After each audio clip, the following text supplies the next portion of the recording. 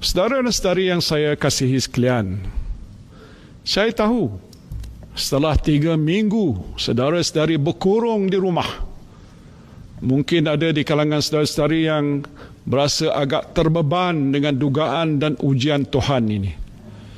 Selama 3 minggu ini kita terhalang daripada melakukan perkara-perkara yang biasa kita buat.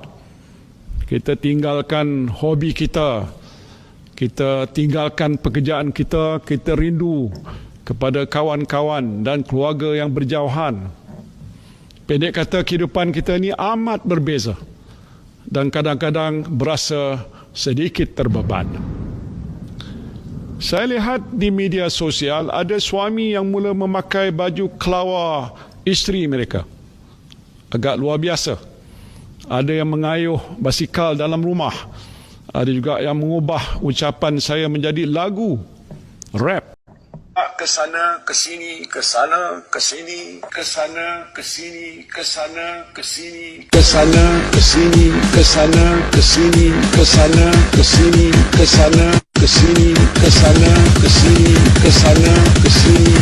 Tetapi jika saudara-saudari masih bergerak ke sana, ke sini, ke sana, ke sana, ke sini, ke sana, masih bergerak ke sana, ke sini, ke sana, ke sini, ke sana, ke sini, ke sana, ke sini, ke sana, ke sini, ke sana, ke sini, ke sana, ke sini, ke sana, ke sini, ke sana, ke sini.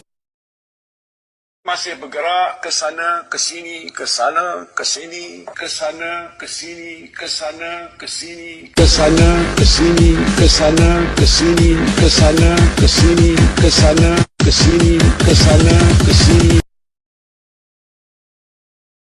Masih bergerak ke sana, ke sini, ke sana, ke sini, ke sana, ke sini, ke sana, ke sini, ke sana, ke sini, ke sana, ke sini, ke sana, ke sini, ke sana, ke sini, ke sana, ke sini. Masih bergerak ke sana, ke sini, ke sana, ke sini, ke sana, ke sini, ke sana, ke sini, ke sana, ke sini, ke sana, ke sini, ke sana, ke sini, ke sana, ke sini, ke sana, ke sini. Masih bergerak ke sana, ke sini, ke sana, ke sini, ke sana, ke sini, ke sana, ke sini, ke sana, ke sini, ke sana, ke sini.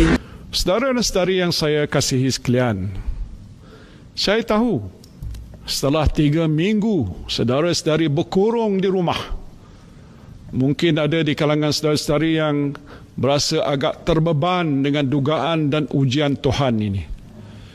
Selama 3 minggu ini kita terhalang daripada melakukan perkara-perkara yang biasa kita buat. Kita tinggalkan hobi kita, kita tinggalkan pekerjaan kita, kita rindu kepada kawan-kawan dan keluarga yang berjauhan. Pendek kata, kehidupan kita ini amat berbeza dan kadang-kadang berasa sedikit terbeban. Saya lihat di media sosial ada suami yang mula memakai baju kelawar isteri mereka. Agak luar biasa. Ada yang mengayuh basikal dalam rumah. Ada juga yang mengubah ucapan saya menjadi lagu rap.